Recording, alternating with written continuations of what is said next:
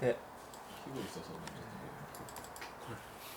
이게 저는 이게 직업이라서 예.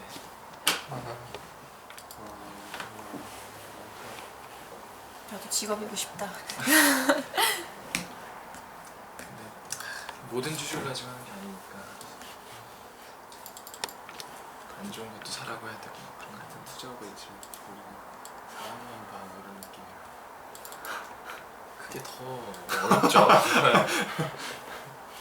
약간 아이고.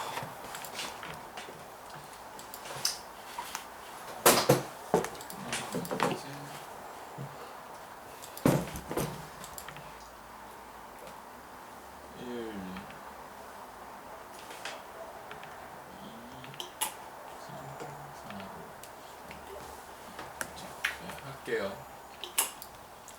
먼저 제주항공부터 보면 그냥 결론적으로는 뭐 이게 어쨌든 보고서가 됐던 자기 생각이 됐던 결론은 여기 한 3-4줄 약간 있어야 돼서 기본적으로는 그러니까 자기가 생각하기에 살 건지 말 건지 그리고 안전 그러니까 상승 여력이 어느 정도 되는지는 기본이 돼야 될 것 같아요. 그냥 이거는 그냥 앞으로를 위해서 얘기하는 거니까 무슨 말인지 알겠죠? 그냥 포인트 자체가 블랙 3개 같은 걸로 아까 제가 그냥 대한약품 얘기했던 뭔가 그런 것들 있잖아요. 그럼 제가 뭐 예를 들면 아까 대한약품 얘기한 거면 그냥 대한약품은 이번 일수에 비례해서 매출이 증가를 하는데 이번 일수는 증가 중이라서 계속 증가를 할 거고 뭐 경쟁 상황을 봤을 때 뭐 이게 그냥 오랫동안 유지됐던 과점 체제라 이게 유지가 될 거라서 이 훼손이 없어서 그냥 꾸준히 성장을 하는데 뭐 내가 생각하기에 PER은 그러니까 한 15는 줄 수 있는 것 같은데 지금은 PER이 10이니까 나는 상승 여력이 50% 약간 이런 느낌의 무슨 말인지 알겠죠? 이게 그냥 끝인 거예요. 결론. 이해되죠? 그렇게 했을 때는 그렇고 이제 이거는 영향을 주는 요소인데 제가 생각하기에 만약에 이렇게 2개를 적는다면 저는 첫 번째 것들은 조금 더 맞는 것 같은데 두 번째 것들은 그건 아닌 것 같아요. 왜냐하면 이거 매출액 대비 연료비 비중이 33% 정도 돼서 이 33%의 가격이 어느 정도 중요하다고 적어놓은 건데 이거는 그러니까 진짜로 그럴까? 그러니까 33% 약간 이런 면에서 제일 중요한 요소는 제가 생각하기에는 이런 거는 아닌 것 같고 약간 이게 그냥 2줄이 연속해서 나와서 그런 건데 뭐 작은 요소가 좀 더 들어가거나 뭔가 그런 식으로 돼야 되는 것 같고요. 그래서 그냥 전체 항공은 증가하고 있는 거겠죠. 근데 약간 이렇게 플럭츄에이션이 발생하는 요소에 더 적합한 거고요. 그렇게 생각을 했을 때 이 LCC 같은 경우에는 그러니까 이런 것들이 이제 주장이거든요. 근데 왜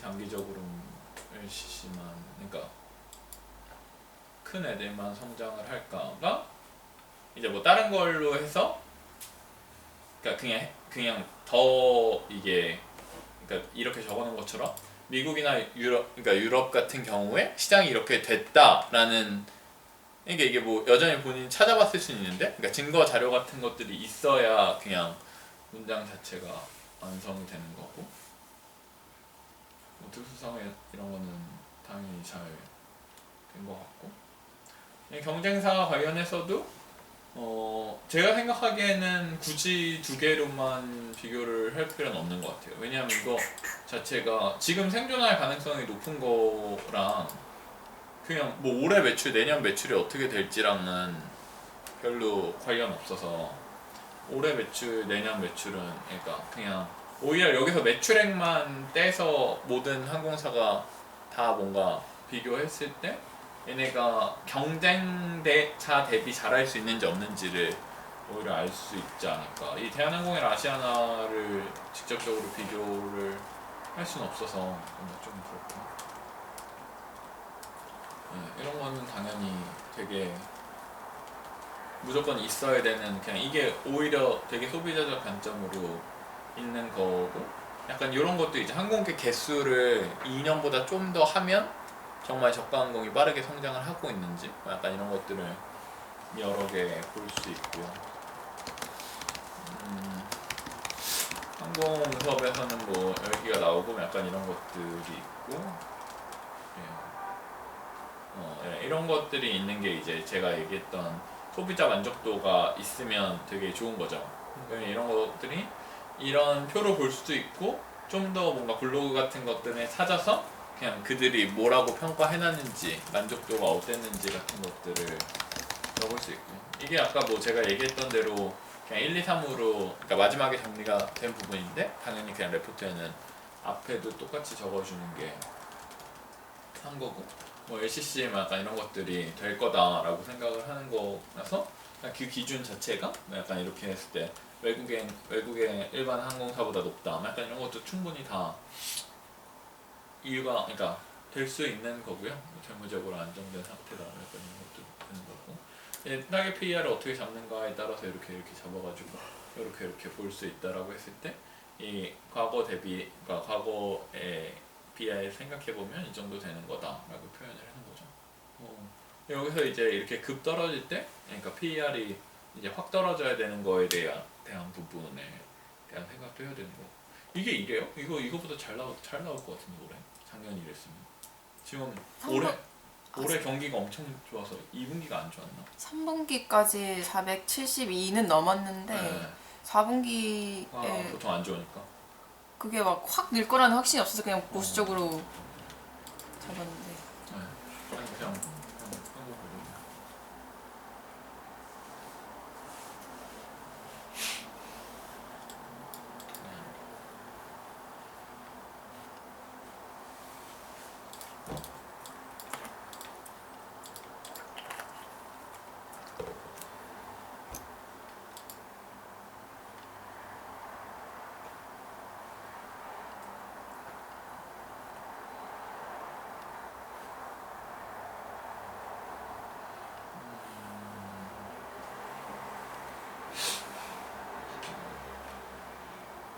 지금 매출이 이렇잖아요. 저도 매출이 이런 거라고 생각했었고, 근데 그거 대비해서 지금 이익이 너무 안 좋거든요.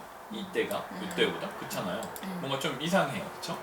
매출은 증가했는데 이때가 이렇게 안 좋아서, 이때가 뭔가 유류세나 뭔가 등등에 포함이 돼서 바뀌었을 수도 있는데, 뭐 그런 거고, 이런 거를 생각하면 지금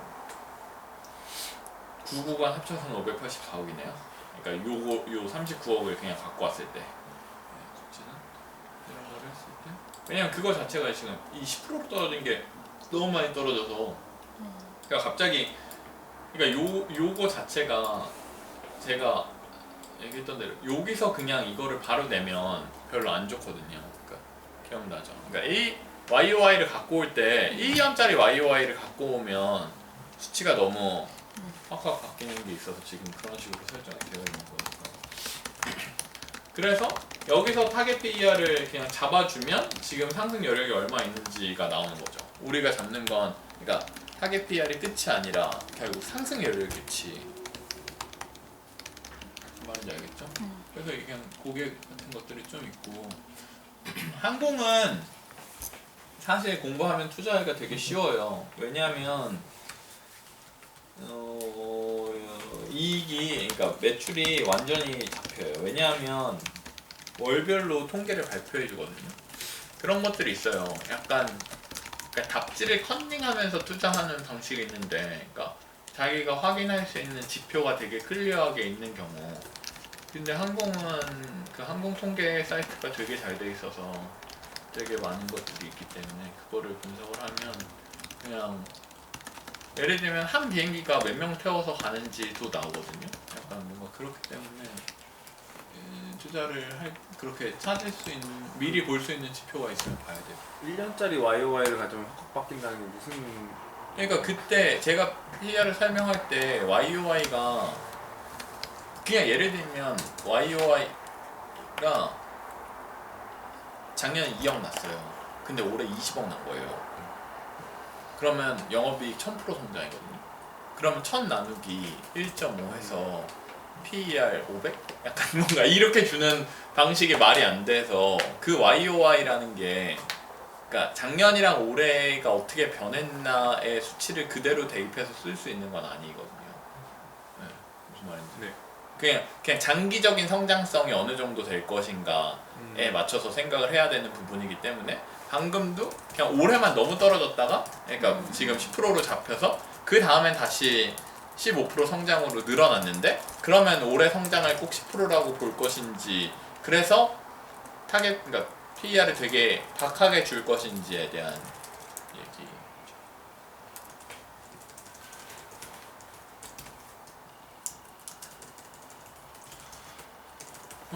얘는 이제 포트고 이게 그냥 일반적인 양식의 그런 것들이라서 여기 뭐 언제 레포트가 나왔는지 같은 것들은 중요하고 이 이니셜 여기 이런 것들 있죠.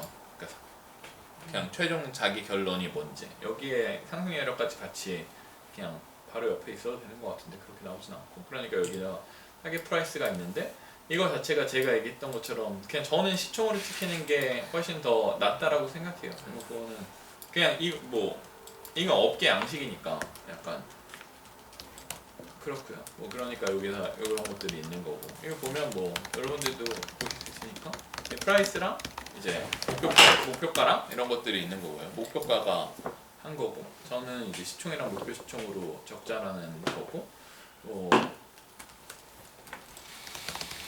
이거는 52주 동안 가격이 어떻게 변했는지 위아래는 어떻게 됐는지에 대한 얘기고 마켓시온 뭐 이렇고 마켓 밸류는 이래서 뭐 이렇게 있고 뭐 이런 등등 나오는 거죠. ROE 약간 이런 게 있고 대 얼마인지 이러니까 여기서 5년 동안 EPS 증가 약간 이런 거를 잡잖아요. 약간 그게 아까 제가 얘기했던 그러니까 그냥 진짜 YY 우리가 갖다 써야 되는 약간 이런 거에 대한 개념으로 얘기하는 거고요. 얘는 그러니까 아까 얘기했던 것처럼 뭔가 모노폴리만 약간 이런 게 됐는데 여기서 이제 매출이 엄청 빠르게 성장을 해서 이 기업이 그러니까 정말 이제 GDP 대비해서 계속 빠르게 성장을 할 수 있는 건지 그리고 우리나라 뭔가 그냥 국방비 예산에 대한 생각이나 이런 등등이거나 아니면 그냥 이 프로덕트 내 제품 퀄리티? 약간 그냥 여전히 또 고객적 입장에서 이 퀄리티는 어떻게 생각해야 되는 것들이 있고 이렇게 될 거면 이게 이 상승률이 너무 어마어마해서 이제 그러니까 뭐 우리나라가 커버하는 거랑 이제 해외에 그냥 뭐 수출 실적 같은 것들이 모아져 있는 게 있다든지 그냥 그런 것들이 있으면 그에 대한 것들이 설명이 될 수 있는 것 같고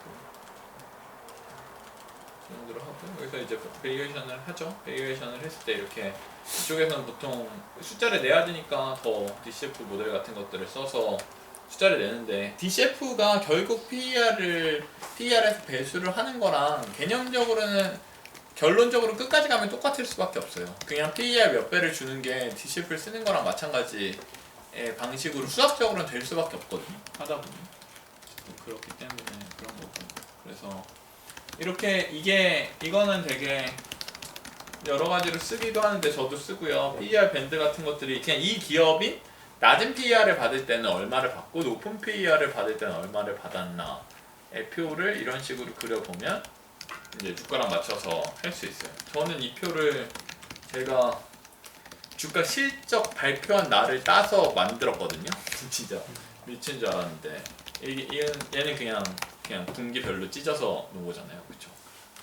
아마 그 약간 영업 실적 발표하면 저는 그날로 PER 밴드를 만든 게 있거든요. 뭔가 어쨌든 그런 식으로 해서 PER 밴드는 제가 생각하기엔 의미 있는 것 같고요. 약간 그거가 막 예를 들면 어떤 기업은 PER이 6부터 8에서만 계속 왔다 갔다 했는데 나는 이 기업은 성장률을 봤을 때 PER 10을 줄 것 같아. 그러면 되게 시장이랑 동떨어지는 건데 거기서 아니야. 전에는 있었던 일이 아니지만 지금은 진짜 달라져서 줄 수밖에 없어 라고 생각이 들면 여전히 PER 10을 줄 수가 있는 건데 여전히 이 기업은 PER 6에서 8에서만 움직였다는 건 알고는 있어야 되는 거에 가까운 거죠.